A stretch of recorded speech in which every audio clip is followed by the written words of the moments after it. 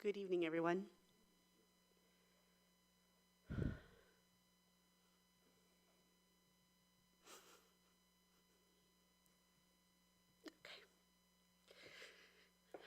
Thought I'd do better at this. Before we begin tonight's meeting, I want to take a moment to acknowledge a profound loss in our community. We are deeply saddened by the passing of Councillor Sue Desjardins.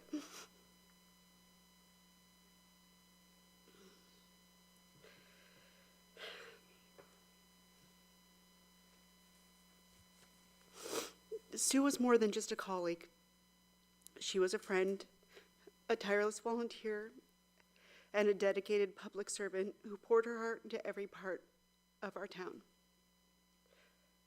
Her passion for community was evident in everything she did, from her work with Rotary, community living, and even the John R. Park, to her commitment even to IRCA, caring so much about our environment.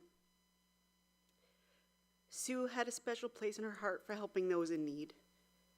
She spent countless hours volunteering with the local food bank, as well as the toy drive, and always showing up with compassion, energy, and a smile. Her legacy is one of service, kindness, and unwavering dedication to others. We are all better for having known her, and she will be deeply missed.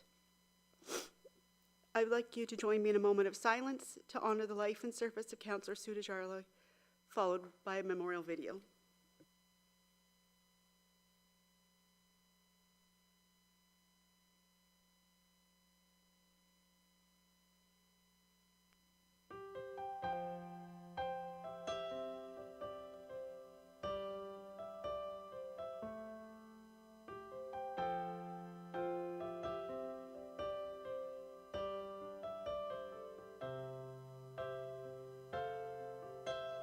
Didn't know today would be our last, or that I'd have to say goodbye to you so fast.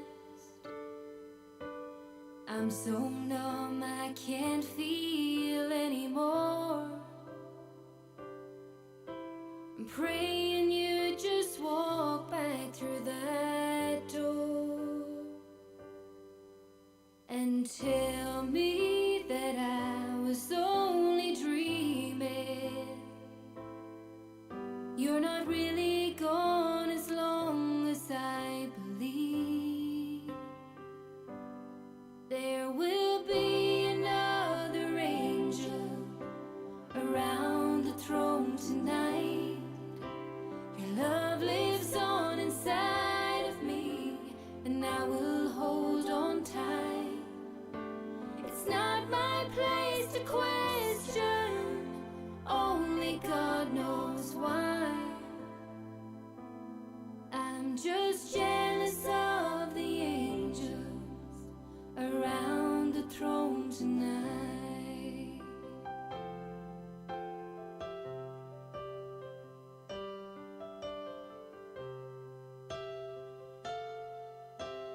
Always made my troubles feel so small, and you were always there to catch me when I'd fall.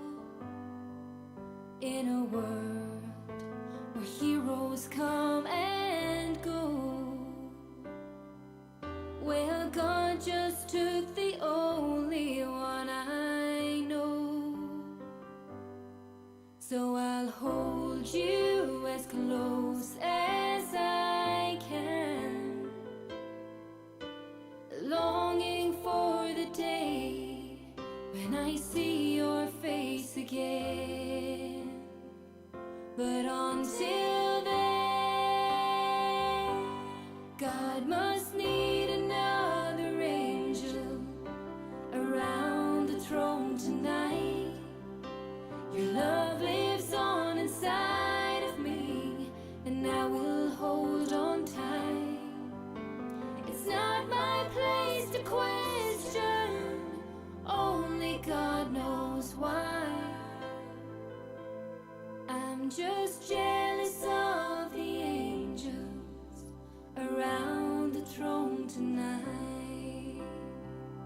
singing hallelujah,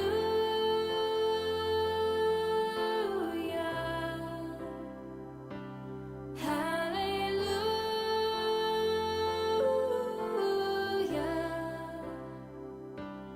hallelujah.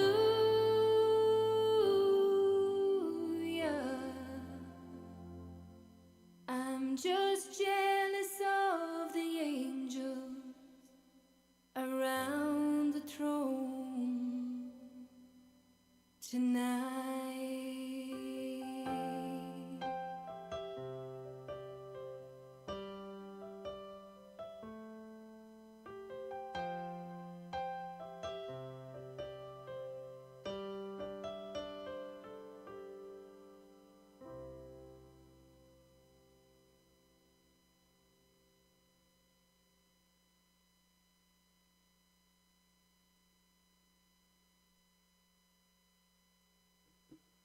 Thank you. We will carry her spirit with us as we continue the work she was so passionate about. And we will now proceed with the agenda, keeping Councillor Desjardins in our hearts today. We'll call the meeting to order, and I'll start with the land acknowledgement statement. We acknowledge that the ground on which we live is the traditional territory of Caldwell First Nation, of the Three Fires Confederacy, and the original people of Point Pelee and Pelee Island, and its surrounding lands and waters, and that of the Huron-Wendat and Wyandot peoples. We recognize and respect the First Nations who are stewards of the land and waters of Turtle Island, and who have embraced this stewardship since time immemorial. We would also like to acknowledge contributions of other nearby First Nation communities and all original people across Turtle Island. We've already had our moment of silent reflection, so we'll just stand for the playing of our national anthem.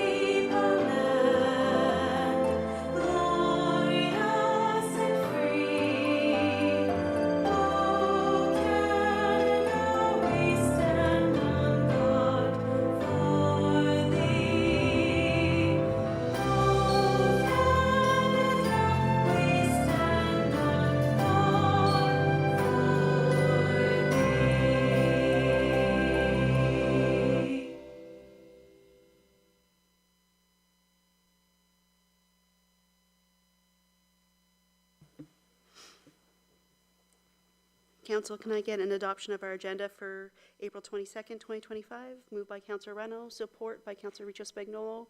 All in favor? And that carries unanimously. Any disclosures of pecuniary interest? Deputy Mayor? Your Worship, I'm going to declare a conflict of interest on item 4 because it deals with the CSPA, the Community Safety Policing Act, simply because I'm bound by some legislation also through my employment. I work with the Windsor Police Services Board, and I don't want to find myself in a position where I'm unable to stay. Thank you. And if there are any during the meeting, please just let us know. An adoption of our minutes from the special closed meetings of Council held on April 3rd, 2025 and April 7th, 2025, the public planning meeting held on April 8th, 2025, and the regular meeting and closed meeting of Council held April 8th, 2025 be adopted as presented. Moved by Councillor Carrick, support by Councillor Burns. All in favor? And that carries as well. So we have some mayor's comments for tonight. They seem a little less important right now, but it's still important that I provide some updates directly to our residents. As many of you are aware, the province recently announced the expansion of strong mayor powers to an additional 169 municipalities, and the town of LaSalle was among them. I've spoken with several media outlets, radio, TV, newspaper and social media, and even Premier Ford. But I want our residents to hear this directly from me. These powers are intended to help mayors advance a provincial mandate, particularly in the area of housing.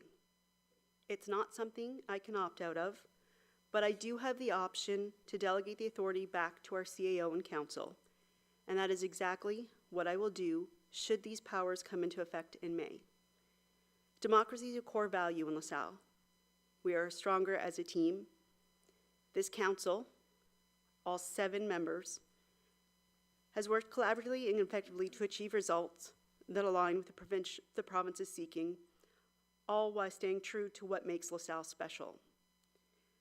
Our residents voted for 7 different voices on this council, and those voices deserve to be heard. They will not be silenced. I've also heard from many residents across Windsor-Essex who are deeply concerned about the potential implications of these powers, and I share in the concerns. Democracy matters, and your voice matters. Which brings me to this reminder. This coming Monday, April 28th, is an important day in our nation. It's one of the most significant elections in Canadian history, and I encourage every resident to do your own research, form your own opinions, and vote for the candidate who best represents your values and your interests. Your voice counts, so please make sure it's heard at the ballot box. On to some town information. Last weekend we had our spring fling event at the Event Center, which was another huge success. So thank you to everyone who took part, and especially huge thanks to Team LaSalle for a job well done. Residential quarterly water bills were mailed out early April and are due by Friday, April 25th, as well as the second installment of the interim property tax bill is due on the same date. Emergency Preparedness Week is May 4th through May 10th, so watch for messaging from LaSalle Fire Service about making a plan, building an emergency kit, and staying informed about local emergencies. And then finally, just a quick reminder about an exciting community event this weekend, the Turtle Club Parade. Please note the following road closures on Saturday, April 26th from 9:30 a.m. to approximately 11 a.m., and that is Front Road from Morton Drive to Maple and Ream from Front Road to Carnegie. We encourage everyone to come out, cheer on the walkers along Front Road and Ream, and join us in celebrating opening day at Turtle Club Park. It's a wonderful way to connect with our community. And the last item, we have received the information for Councillor Desjarlais's funeral, and we will be sure that that is shared on social media for anyone who would like to attend. And that's what I have for Mayor's comments today. We don't have any public meetings in our hearings, but we do have a presentation.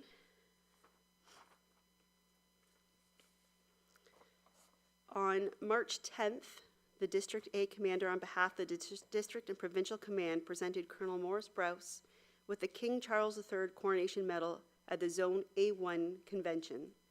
This national award is presented to Canadians who have made significant contributions to Canadian society.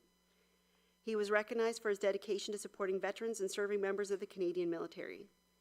He has dedicated many years in the military and after retirement in advocating and setting up networking programs to support veterans, serving members and their families who have suffered with post-traumatic stress disorder and other disability injuries. In 2017, he took on the duties of facilitator for RespectCanada.org for Southwestern Ontario and covers the region from east of London down to the Windsor-LaSalle corridor. He coordinates meetings every 6 months for all first responders, counselors, leadership, spiritual leaders, CMHA, and professional psychologists to provide presentations and discussions on new methods of treating those who are suffering from PTSD. This network has had a very positive effect on our police service, fire and EMS, as well as military units, veteran groups, and personnel working in the medical field.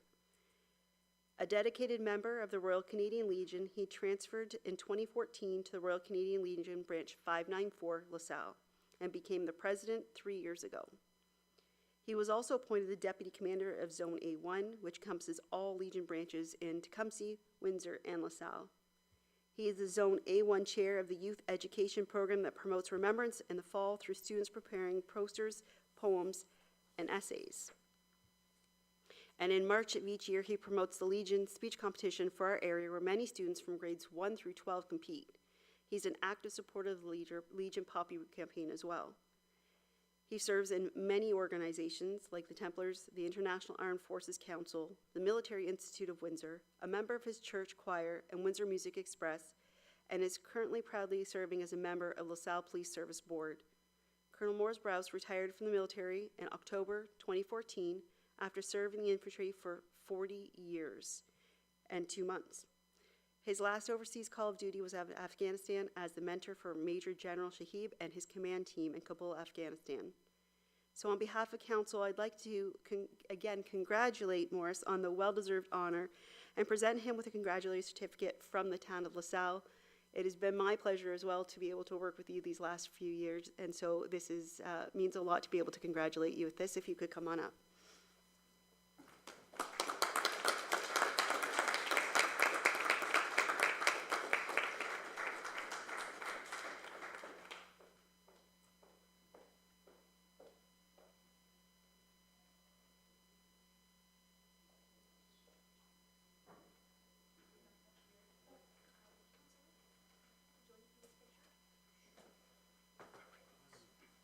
Especially this young veteran over here.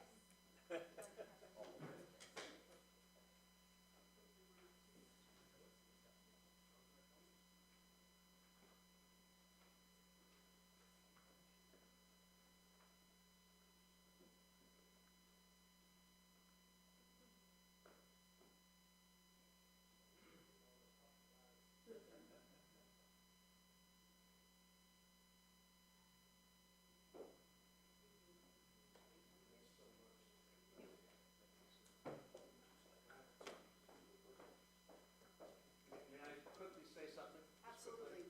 I want to thank everybody. I'm very honored. Frankly, we need to always think about the people that serve, great people that serve as first responders, and we must not forget.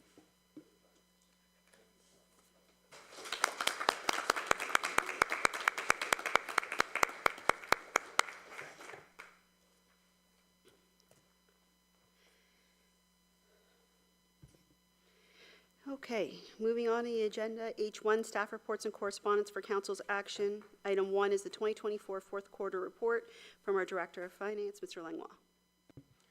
Thank you, Your Worship, members of council.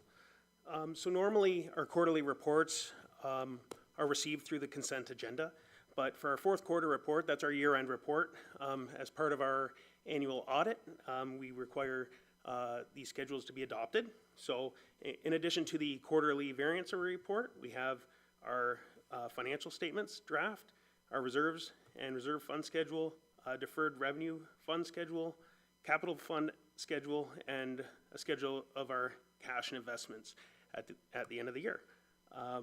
In addition to that, we haven't yet received our Essex Power audited financial statement, so there will be a slight adjustment to that reserve fund schedule once we receive it. But other than that, I'd be happy to answer any questions that council might have. Thank you. Members of Council, Deputy Mayor Capata. Through your worship to finance, reviewed it. Do you have any concerns that would be appropriate to bring up now to make sure that we can stay the course and stay on track, sir? I don't have any concerns with the schedules, but, you know, we do have a lot of inflationary pressures and a lot of unknowns right now with the current economic climate and what's happening across the river. So, you know, that's kind of, you know, we have healthy reserves. We plan accordingly, and we have good, sound financial plans and capital plans, and we have the ability to adjust as required. Thank you very much, Your Worship. Thank you. Any other questions or comments from council members? There being none, the recommendations that the report of the supervisor accounting dated April 4th, 2025 regarding the 2024 fourth quarter report be received, and that council approves and adopts the capital fund analysis reserves, reserve fund, and deferred revenue schedule and the cash and investment report for the year ended December 31st, 2024, and that council authorizes administration to amend the schedules for the activities associated with Essex Power Corporation. Can I get a mover? Moved by Councillor Reno, support by Councillor Richo Spagnolo. Any other questions or comments? There being none, all in favor? And that carries unanimously. Thank you. Item 2, our Freedom of Information requests in the 2024 IPC statistical report. And that's our Deputy Clerk, Ms. Jean. Thank you, Mayor Milosh. I wanted to provide council with a brief overview of what the Council Services Department does with regards to freedom of information and the time that it takes to process these requests and how many requests we get per year. First and foremost, being transparent while protecting personal privacy is front of mind at all times. And we try to balance all this while following all the legislative requirements. We are noticing that the requests are becoming more frequent and more complex.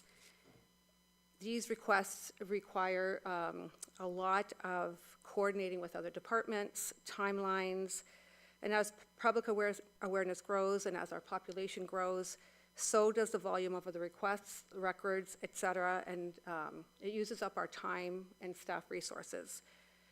Last year, Council adopted the routine disclosure policy, which has been very helpful. This allows for access to commonly requested records, such as drawings, some drawings, bylaws, minutes, and things like that. And this has made some of the processes faster, more efficient.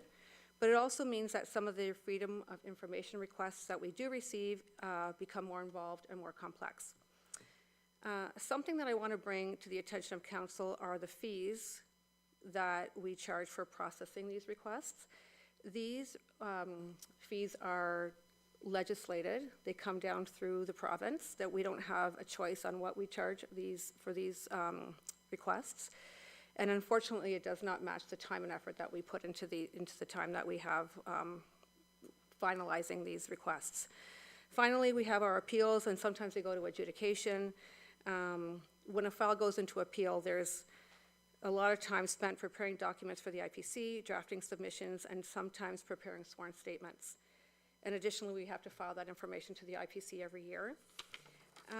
Just a recap from one of the paragraphs. In 2024, we reported to the IPC that we had 19 FOI requests that were received, and we only received $831.35 in fees. But these were hundreds of staff hours that were used to process these requests. As of the writing of the report, I had 11 requests to date, and it's April. And last week I received another one, so now I'm up to 12 requests this year. So a lot of time, a lot of department cooperation that we're working with everybody, spent working on these. And with that, I'm available for any questions. Thank you. Councillor Reno, you have a question? You know, considering how transparent we are and considering the amount of presence we have in different types of media, social media as well as radio and things like that, I'm just curious, what is the spirit of many of these requests? Like, where are they coming? I understand you can't lay them out for us, but what types of things are people looking for that are taking up so much of our resources? So most of them come through our building and planning department. They're requesting copies of plans, work orders, things like that. We can't just provide that information to a non-owner. Insurance companies, if there's say an incident at the Volmer or on our town property, insurance companies are looking for information. We also can't provide that to them. We have to get to the third party. There's time involved in all of that. Police, we don't do police freedom of information requests. They have their own person doing in there, but we get requests through police that we transfer to them. Things of that nature.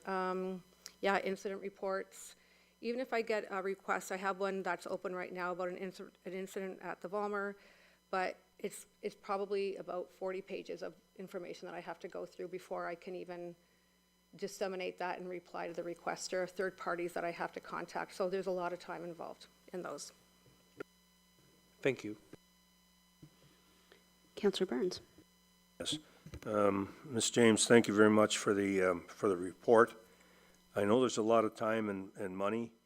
The only addition I would love to see in the next report, or even if it's available at a future date, is what did it really cost us in your time, our resources, so that at some point we can make it's fine for the province to download, but it certainly would be nice that we would let the Premier of this province and his cabinet know what it's cost us, and why can't we make it revenue neutral?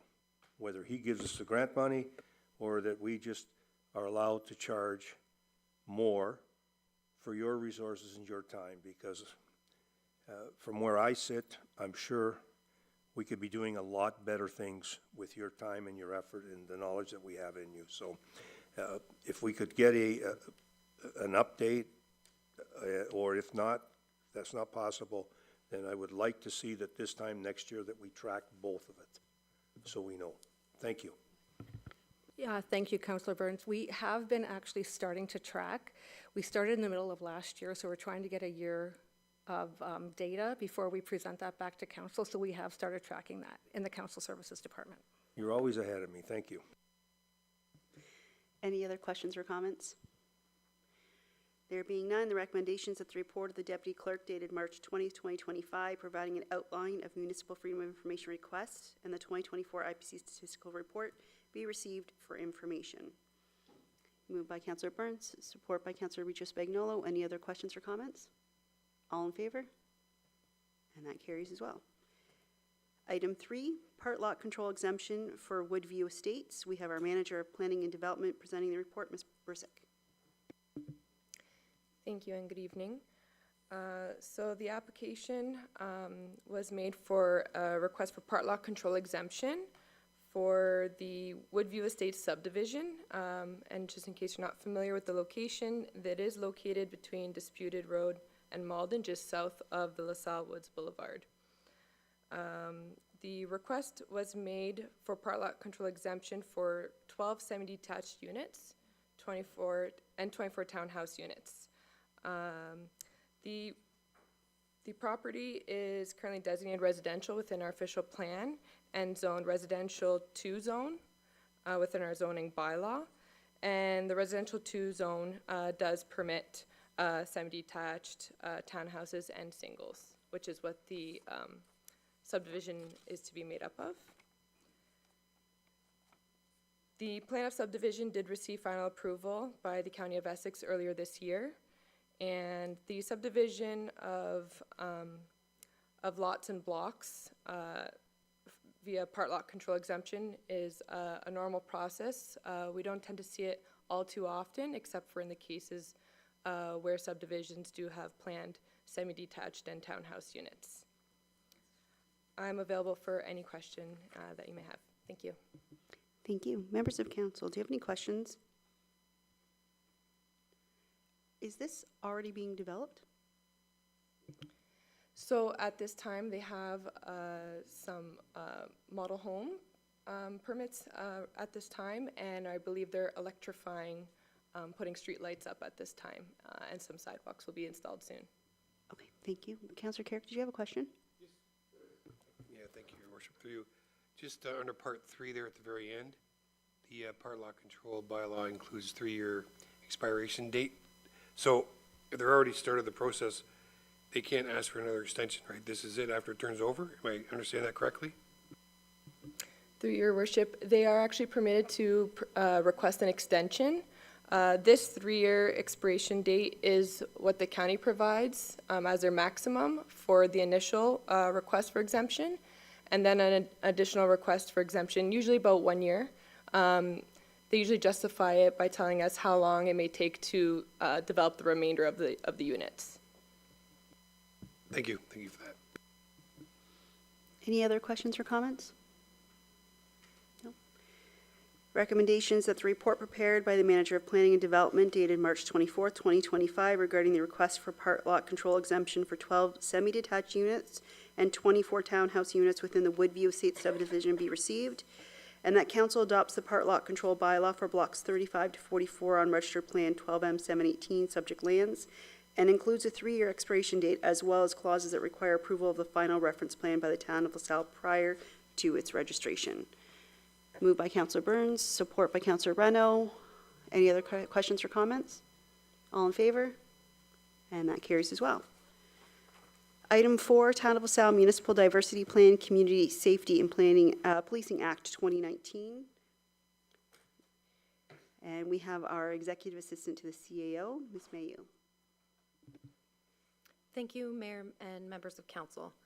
The report that's before you tonight outlines a new requirement under the Community Safety and Police Services Act.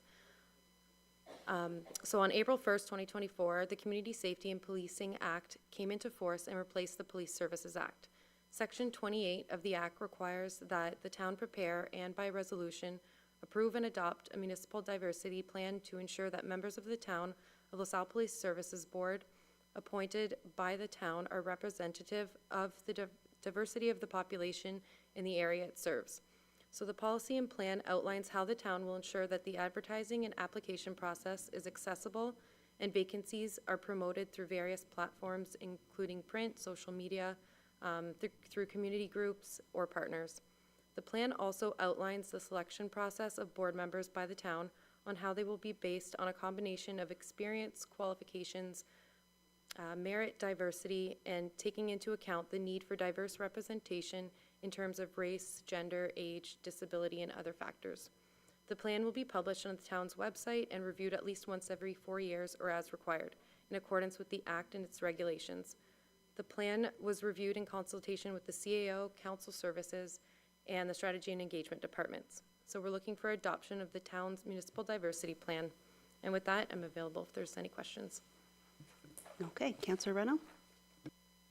Thank you. When you say that the plan will be made public, does that include the data, like the number of different ages and things like that? Is that all public information, or is it just basically what we have in front of us? So the plan itself is for the town to consider the diversity of the board members that they're appointing, but there is the census data that's published online as well. Any other questions or comments? Nope. Recommendations that the report of the executive assistant to the CAO dated April 4th, 2025 regarding the Town of LaSalle Municipal Diversity Plan, Community Safety and Policing Act 2019 be received, and that the Town of LaSalle Municipal Diversity Plan prepared in accordance with Section 28(1) of the Community Safety and Policing Act 2019 be adopted. Moved by Councillor Burns, support by Councillor Richo Spagnolo. Any questions or comments? All in favor? And that carries as well. Okay, item 5, our zoning bylaw amendment file Z11-2024 for 2005 Cousineau Road. It's the results of a public planning meeting and our final recommendation. So we will have the manager of planning and development, Ms. Bursick, introduce it. Thank you, Madam Mayor. Yes, so this item did come before council through a public planning meeting earlier this year. And since that time, staff, along with the applicant's planner, did meet and review the comments that were raised at the committee, at the public planning meeting, sorry. And we did review that. We evaluated the site plan as it existed, the concept drawing for the development and the site. We worked through the comments and concerns and issues that were raised, and the applicant ultimately redeveloped or redesigned, rejigged the site in a means to address those comments and concerns. And Melanie Muir from Dillon Consulting, the planner representing the applicant, is here. She does have a presentation to provide to kind of go through those things in thorough. And then I'll have a bit of time after that to provide also a little bit of a presentation and just kind of go through my evaluation and consensus on the application. Thank you.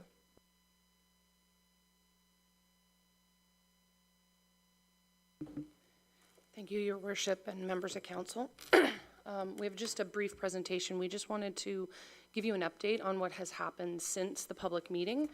And I'm not sure if it's going to come up. But in case, if not, the project update since the public meeting, the site plan has been amended to reflect the concerns of the neighbors to address privacy, traffic, headlights, and noise through the shift of the building to the west side of the property. If you flip to the next slide, it'll be the points that I'm going through. Relocating all the parking towards the rear of the property and providing the appropriate enclosed refuse area on the site. Preparation of new elevations, floor plans, and renderings have been completed, and the reconfiguration of the first unit to front onto Cousineau Road to make it look like it's fronting that way, to provide direct access to the street for that unit. The new site plan was provided to administration for their review and comments, and we prepared a public meeting summary document as well, taking into account all of the comments that were received both at the meeting and in print, as well as from the council members that were at the meeting. Next slide, please. So this is the original site plan that was presented at the public meeting, and as you can see, the building is pushed towards the east side of the property and staggered, so it is closer to the existing homes that are along Heritage. Next slide, please. And the revised site plan as a result of the meeting and the comments received has pushed the building the opposite way onto the west side, 4.5 meters off that property line with some fencing, enhanced landscaping along the east and the south, a small building for the refuse area in the back there, and the parking has been reconfigured. Next slide, please. So the requested zoning amendment that we're coming has not changed from the previous one. It's just the site plan that actually has changed. We're still looking for rezoning from the residential 1 zone to a site-specific residential 3, R3. The reduction of the minimum lot area, because it's an existing site and the existing lot area is only 2,350 square meters. The reduction in the minimum lot frontage from 30 meters to 24.9 meters, and the reduction of the angular plane from 7.5 to 4.5 meters on the western interior side yard. All other zoning provisions will be in compliance with that R3 zone that we're asking. Next slide, please. These are just some conceptual renderings of the building. So this would be obviously from kind of I guess it would be the southeast view. Next slide. This would be more towards it would be the northeast view, looking northeast, or from the north towards the east side. And as you can see, that front unit it's hard to see here, but it does have like an entranceway facing onto Cousineau. Next slide, please. And that's the rear, and you can see the small refuse building that will house both refuse and the recycling containers for the use by the residents and the parking area. Next slide, please. And this is like a view from the east towards the west of what it would look like overhead view. And last slide.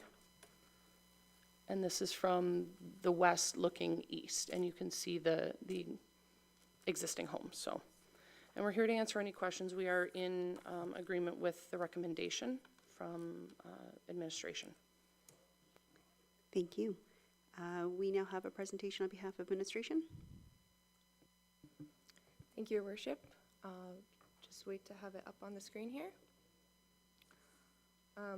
While that's coming through, I can begin. So as I mentioned, this did come through to a public planning meeting earlier this year. We did review the comments and concerns very closely with the applicant's planner.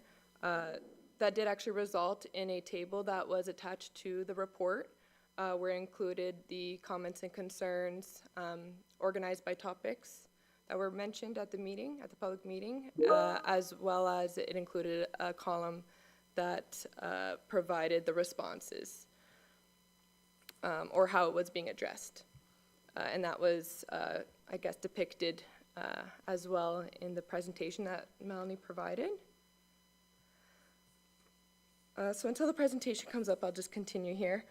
So I wanted to mention that in my report that did go to council at the public planning meeting, as you may recall, I did not have a conclusion there. I didn't have a recommendation in support or not of the application. So having collected all my thoughts and having heard the comments and concerns, I was able to provide a final recommendation. And with that, I did evaluate, of course, a provincial planning statement, sorry, now that it's called. And I just wanted to highlight that the PPS does strongly encourage an increase of a supply of a mix of housing options throughout Ontario in order to address the full range of housing and affordability needs. And that's throughout every community within Ontario. And I also want to, it is. Sorry, just one moment. We're just figuring out something technical here. However, I am fine with continuing in the meantime. So I just also want to identify, oh, I do see it up there. It's just small. Okay. All right, well, this is perfect timing because this kind of leads into my next point here. So I just want to also touch the point of neighborhood compatibility. So I tend to like to do these pictures where I try to squeeze in the site plan into the existing neighborhood to try to get a sense of an idea of what it will look like from, I guess, a broader picture range. We tend to normally get them more zoomed in from applications. And as you can see here, the proposed development does in fact fit on the site within the community. They can in fact fit the parking lot and the building and the refuse building there within the site 2005 Kuzno Road.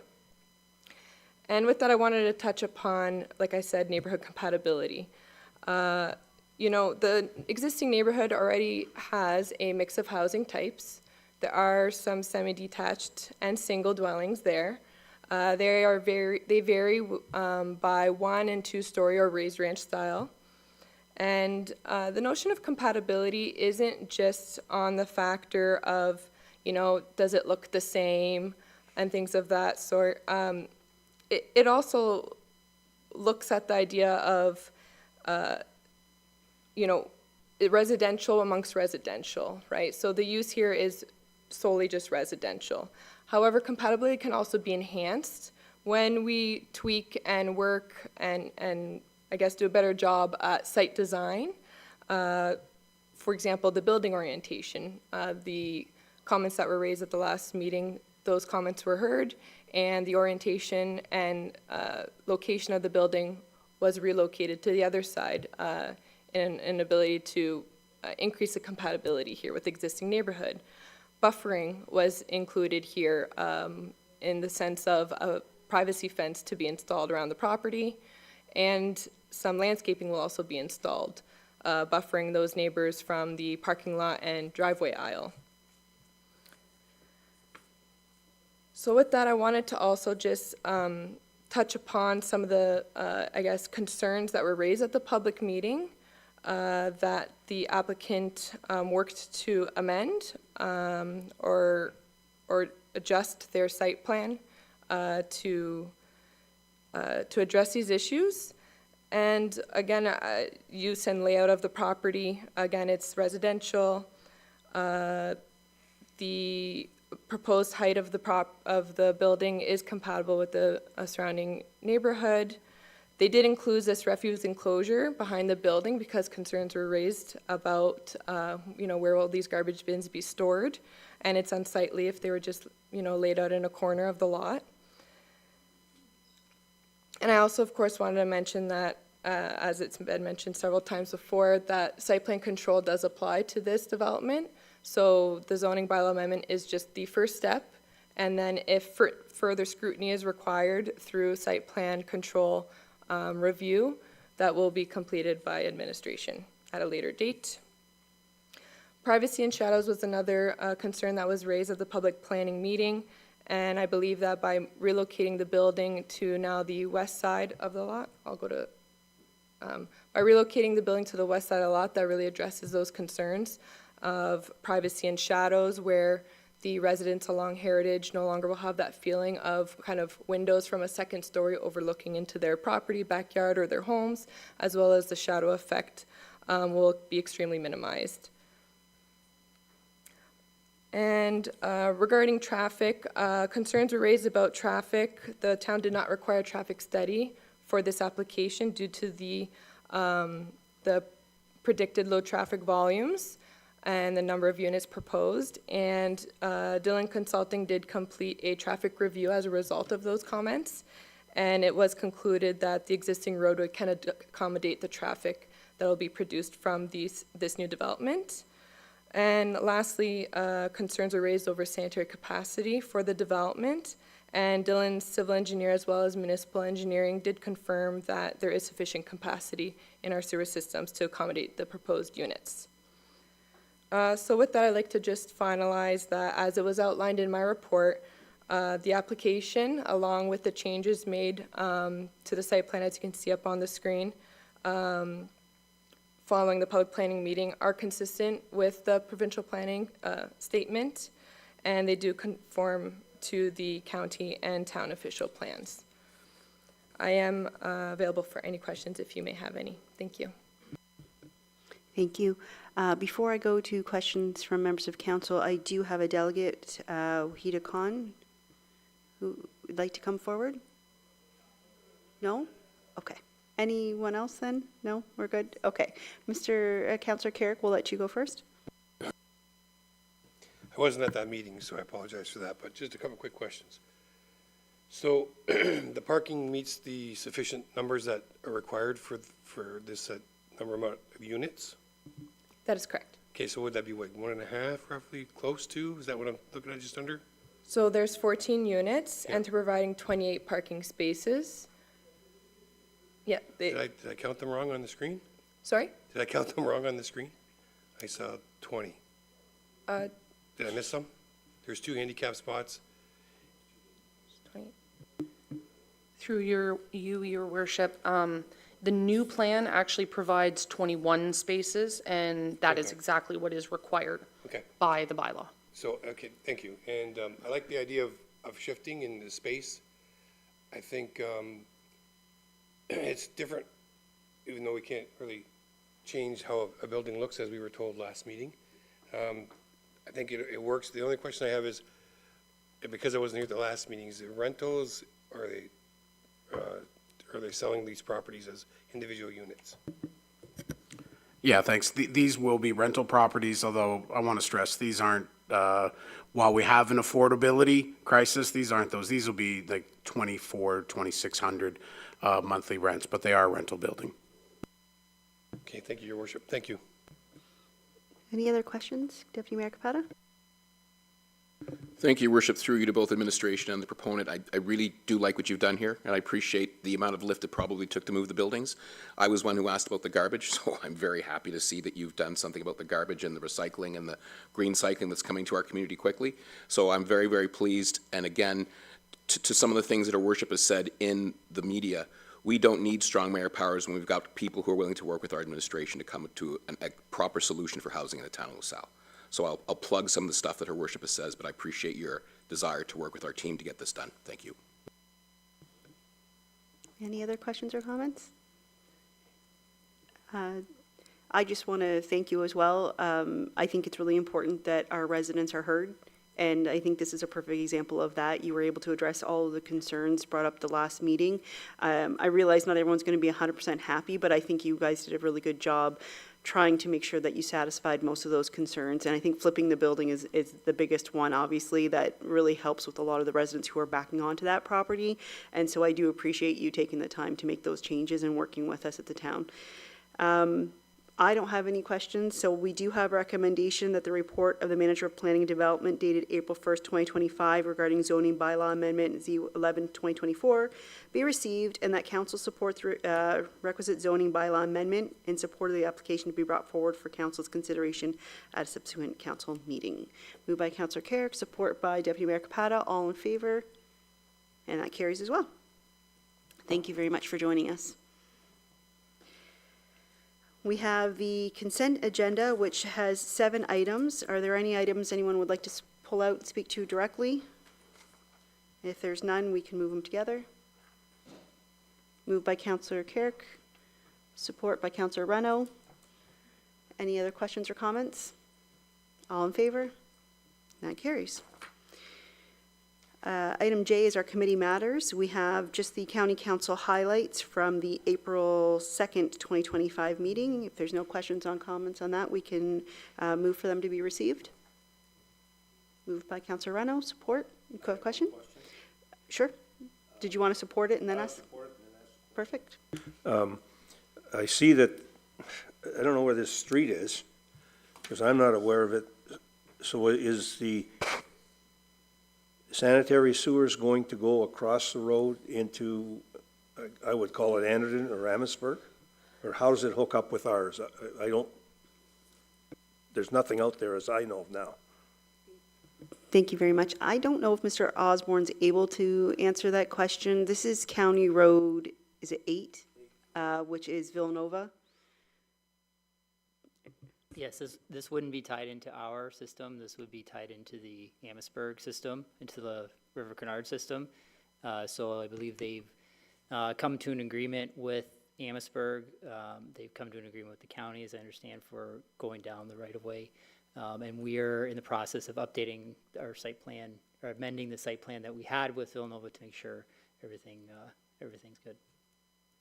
Thank you. So it's going to the lagoon in Amherstburg, across the road. Thank you. Thank you. I thought about putting the county CAO on the hot seat, but I didn't. Any other questions on those? We had a mover and support, all in favor, and those carry unanimously. Any questions or statements by council members? Deputy Mayor Capata? Thank you, Your Worship, through you to members of administration. I just live on Huron and I walk my dog down by the water. And I guess it's really neat when you're in a small town and people recognize you and they ask you some questions. So I got a couple of questions about the boat ramp and parking. I spoke with some of the folks down there and they were very, very positive about how it's running. But much like our pickleballers are very, very fervent about pickleball, so are our boaters and our anglers fervent about being able to park down there. So I know that I understand the report is coming to council later. I'm just asking on behalf of the folks that stopped me, why do we not allow parking on the lawn is question one, and I believe I understand that, but I want to make sure that I don't ever misspeak. And two is, what do you see the long-term solution, if any, that you can say before the report comes out for parking down by the boat ramp for trucks and trailers? Thank you for the question, Deputy Mayor. For the first question, we don't allow it on the lawn because it ruins the lawn. There's really no other way to describe that. If we feel like the weather is cooperative on a specific weekend, we might allow it. We've done that in the past where we feel like it's appropriate to do so, just to help with the situation there. But for the most part, we don't typically allow it. And then I can't really give you a good answer for number two because there are a number of different options and ways we could go with how to fix it. We haven't really dug into it too far. We have lots of ideas and we have to put kind of pen to paper and present some of those options to council. So I would expect that report would be later in the summer, early fall. We also wanted to use this season as kind of another season to gather some data and some information and go from there. Just a supplementary then, Your Worship, just so for a point of clarification, so I never want to misspeak on behalf of admin. So when I go back on the weekend, is it fair for me to say that it's being studied and looked at and a report will be coming back to council with some options and that they, as people who are involved, will be made aware by looking on our website to see when the report's coming in? With all our reports, the public is welcome to attend and comment. That's correct. Thank you, Your Worship. Councillor Carrick. Thank you, through your worship, to any member of administration. Just an update on the Matchett Sprucewood intersection. I understand there was a timeline and a date, but I just want to confirm or hear it from administration what we're looking at. Thank you. Thank you for the question. The construction is going quite well at that intersection. I don't believe they've paved yet. I don't believe the plants are quite open, but I think when the plants do open, it'll be one of the first jobs completed. So everything's on schedule to open in, I think we're aiming for the month, sometime in the month of May. I can't recall if it was mid-May or late May, but we're still on schedule. Thank you for not putting a date out there. Any other questions or comments? There being none, any notices of motion? No closed session to report out at this time, so we have our bylaws. And it's that the following bylaws be given a first, second, and third reading and finally passed. We have 2025-037, a bylaw to authorize the execution of a court security and prisoner transportation program agreement between the corporation of the town of LaSalle and His Majesty the King in right of Ontario as represented by the Solicitor General. 2025-038, a bylaw to authorize an agreement with His Majesty the King in the right of the province of Ontario as represented by the Minister of Transportation related to funding provided under the dedicated gas tax funds for public transportation program. And that is it for our bylaws this evening. Councillor Carrick, support. Councillor Burns, all in favor? And that carries. Our confirmatory bylaw, 2025-039, be given a first, second, and third reading and finally passed. Councillor Reno and support Councillor Richo Spagnolo. All in favor? That carries. Your schedule of meetings are listed below. Thank you for joining us in person as well as anyone online. Have a good evening.